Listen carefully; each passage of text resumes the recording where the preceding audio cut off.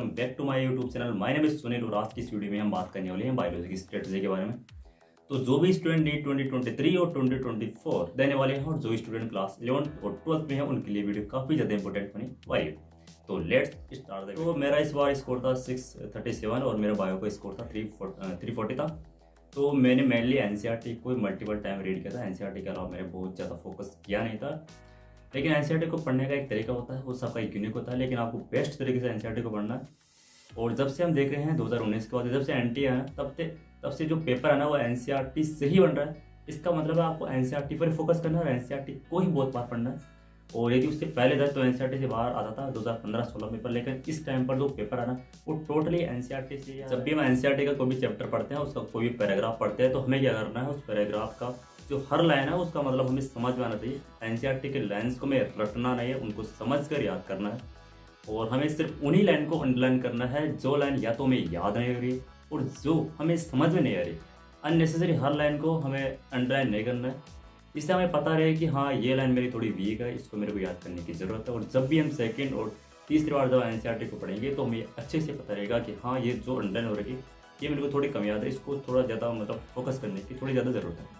NCERT की theory complete करने के बाद जो लास्ट में एनसीईआरटी की समरी होती है, और जब पहली बार हम पढ़ते हैं एनसीईआरटी को तो उस समरी को भी हमें अच्छे से पढ़ना है। और समरी में से हम उन लाइन को ढूंढना है जो उस थ्योरी में नहीं है। हमें क्या करना है, जो भी हमें नए पॉइंट मिले, कुछ नई लाइन मिले, तो हमें उस जो लाइन है उसको अंडरलाइन करनी है।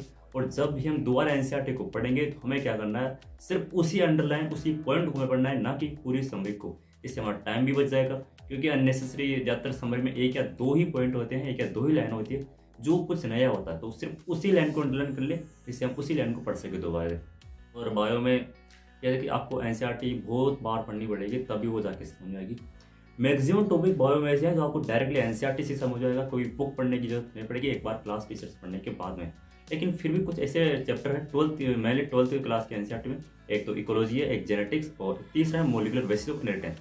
ये से चैप्टर है जो थोड़े कंसेप्ट है इनको। तो इन चैप्टर में क्या करना है, पहले आपको क्लास नोट्स या मॉड्यूल से पढ़ना है, उसके बाद में आपको एनसीईआरटी पढ़ना है। डायरेक्ट एनसीईआरटी इन चैप्टर में नहीं पढ़नी है, क्योंकि पहले हम कंसेप्ट को आराम से समझना है नोट्स से और मॉड्यूल से, उसके बाद में एनसीईआरटी को थोड़ा पढ़ना है, क्योंकि इनकी जो एनसीईआरटी थोड़ी सी टफ है और दूसरे टॉपिक चैप्टर की बजाय। और कुछ ऐसे चैप्टर जैसे एक तो मॉर्फोलॉजी है, एनिमल किंगडम है, तो उनमें क्या एग्जाम्पल बहुत ज़्यादा है। तो हमें क्या करना है, जो भी एग्जाम्पल हमें याद नहीं हो रहे पहली बार दूसरी बार, जो भी एग्जाम्पल हमें याद नहीं रहे उनको अलग से नोट कर लेना। और उनको फिर टाइम जैसे भी हमें टाइम मिले कि हाँ ये एग्जाम्पल है जो हमें याद नहीं हो रहे, उन एग्जाम्पल को ही मेनली फोकस करें जो हमें याद नहीं हो रहे। क्योंकि कुछ एग्जाम्पल ऐसे होते हैं जो बार बार पढ़ने पर भी हमें याद नहीं होते, तो उनको अलग से नोट डाउन कर लेना है। बायोलॉजी में क्वेश्चन प्रैक्टिस करने के लिए मेनली आपको पीवाईक्यू पर ढंग से फोकस करना है। पीवाईक्यू से कुछ क्वेश्चन मतलब डायरेक्टली एनसीईआरटी से उठ के आ जाते हैं, मतलब एग्जाम में, नीट के एग्जाम में हमारे में। तो हमें क्या करना है कि 3-4 साल में जो एनसीईआरटी से पेपर आ रहा हो तो आपको मिल जाएगा डायरेक्ट एनसीईआरटी में। लेकिन उससे पहले 2015-16 में जो पेपर आता था उसमें 8 से 10 क्वेश्चन ऐसी होती थी जो डायरेक्ट एनसीईआरटी में नहीं मिलते। तो हमें क्या करना, उन क्वेश्चंस को ही एनसीईआरटी में ऐड कर लेना, थ्योरी बनाकर।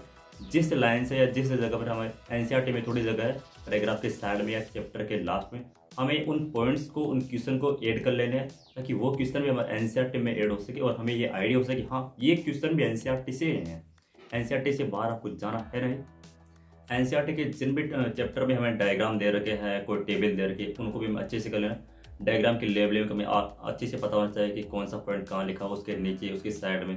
क्योंकि एक या दो क्वेश्चन से या तो डायग्राम से क्वेश्चन पूछा था कि डायग्राम की लेवलिंग पूछ रही कि ये क्या है, या डायग्राम से नहीं होगा तो उस डायग्राम के बेसिस पर क्वेश्चन पूछ जाएगा। एक से दो क्वेश्चन ऐसे होता है, तो हमें डायग्राम का भी अच्छे से पता होना चाहिए। जैसे हम फिजिक्स और केमिस्ट्री में क्वेश्चन प्रैक्टिस करते हैं, वैसे में बायोलॉजी में क्वेश्चन प्रैक्टिस करने की जरूरत है। क्योंकि इस बार का जो पेपर था ना नीट 2022 का, वो थोड़ा ज़्यादा लेंथी था, थोड़ा ज़्यादा टफ था। क्योंकि जो पेपर था ना वो 1 घंटे से भी मतलब ज़्यादा टाइम पर हो रहा था, लेकिन उससे जो पहले पेपर आता था वो 30 मिनट में, 40 मिनट में हो जाता था। इस बार थोड़ा पेपर बायो का लेवल थोड़ा बढ़ा है, तो आपको क्या करना है, क्वेश्चन प्रैक्टिस भी थोड़ी ज़्यादा करनी है। असेसन रीजन के क्वेश्चन भी थोड़े बहुत कर लेने हैं, ताकि आइडिया रह सके हाँ कि इस असेसन का ये रीज़न हो सकता है, उस टाइप के क्वेश्चन भी आपको कर लेने। लेकिन और भी ज़्यादा लेवल के करने हैं ना, एम्स टाइप के, वो उसका थोड़ा लेवल ज़्यादा होता है, क्योंकि वो क्वेश्चन भी एनसीईआरटी से होता है। असेसन रीजन एनसीईआरटी के, वो नीट के यार, ना कि कोई एम्स के। जिन भी स्टूडेंट के मार्क्स 300 के लगभग आ रहे हैं, उनका स्कोर नहीं बढ़ रहा है बार बार एनसीईआरटी पढ़ने के बाद में, तो उनको क्या करना है, जो भी मॉक टेस्ट में वो गलतियाँ कर रहे हैं उनको फिर एनसीईआरटी से ढूंढना है कि ये जो मेरा पैराग्राफ है थोड़ा वीक है।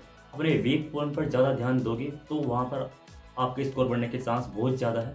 कि क्योंकि यह है कि 340 350 तक आपको स्कोर करना ही पड़ेगा, क्योंकि कंपटीशन बहुत ज़्यादा बढ़ चुका है। तो एटलीस्ट मतलब 330 340 से आपको स्कोर करना ही पड़ेगा। और कोशिश आपकी ये रहनी चाहिए कि बायोलॉजी में आप परफेक्ट स्कोर तक पहुँच सके, 360 तक, तो जिससे कि आप फिजिक्स और केमिस्ट्री पर थोड़ा जो प्रेशर है ना वो कम हो सके। तो यही मेरी कंप्लीट बायोलॉजी की स्ट्रेटजी थी। तो I hope this video helps you. Thank you.